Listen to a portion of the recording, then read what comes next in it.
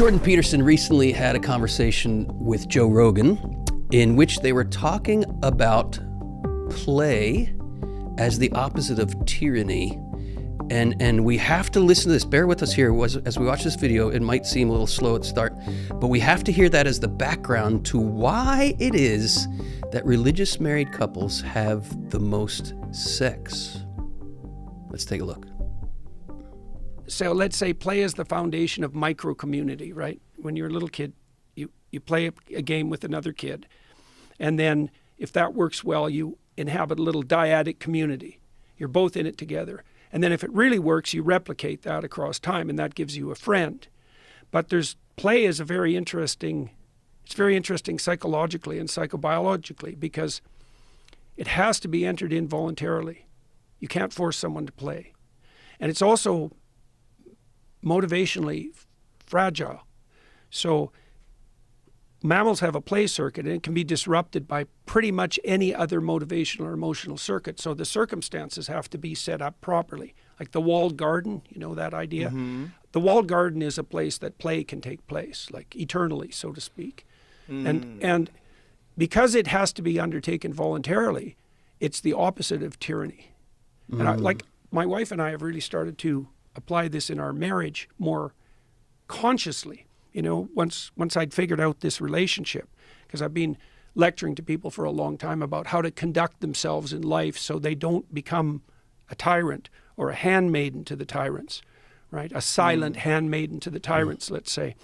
And your desire will be for your husband, and he will dominate you. When we walked in here today, one of the things we said was, let's have some fun, you know? Yeah. And I've been thinking this morning, too, about what attitude I should take coming in to talk to you. And there isn't a better attitude than play. And I think it is because it's the antithesis of tyranny in particular. And then you were talking more about mature play.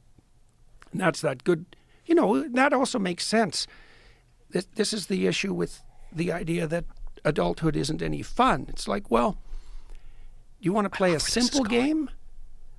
Or do you want to play a really sophisticated game really well? Now, that's going to require some discipline and some training and some maturation, but the payoff is much higher. That's a good way to conceptualize marriage. The highs are higher when you're successful. Well, and also the people who have the most sex now are religious married couples.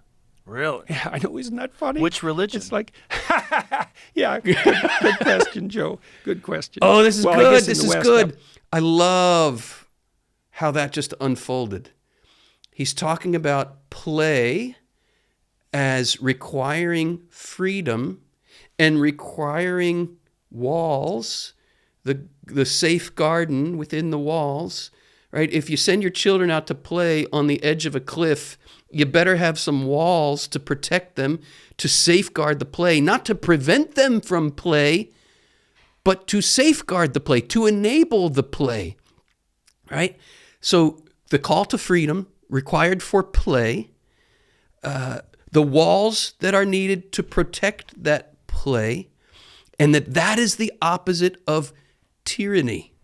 And you heard me whispering that scripture, which comes after the fall. Your desire will be for your husband, and he will dominate you. This is not part of God's original plan. This is the specific result of original sin. Why do religious men and women, and he didn't say this, but I'm going to say it, it's Christians who are living their faith authentically, have the most beautiful and fruitful sexual relationships because they are within that safe garden, and they're learning, I love how Jordan said this, sophisticated play. And what did he say? It's going to take some real discipline and sacrifice to get there, but the rewards are infinite. And this is why the Catechism says, listen to this. The Catechism of the Catholic Church says, chastity is the promise of immortality. Did everybody hear that? What does that mean? It means learning how to discipline our sexual desires to put them at the service of authentic love. And could we say, to put them at the service of sophisticated play, right? In the walled garden, a kind of return to paradise, right? We are created in Eden. And Eden, if you were to translate that word into English in a literal sense, it would be something like fertile pleasure park, right? God creates us in a fertile pleasure park where what are we supposed to do in the fertile pleasure park? We are supposed to engage in this most sophisticated form of play, otherwise known as lovemaking. And to do that right, to put erotic energy and desire at the service of this sophisticated play in the fertile pleasure park, what's it going to require? Discipline. A discipline that is not crippling.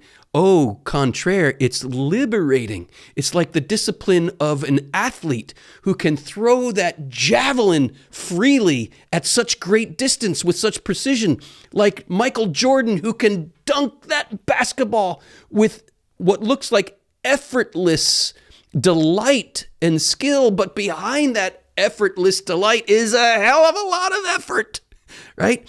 Behind the musician who spontaneously tickles those keys or strokes the strings of a violin with those horsehairs and creates these vibrations in the air that delight us and open us to the heavens, behind that is a lifetime of discipline to give us that beauty.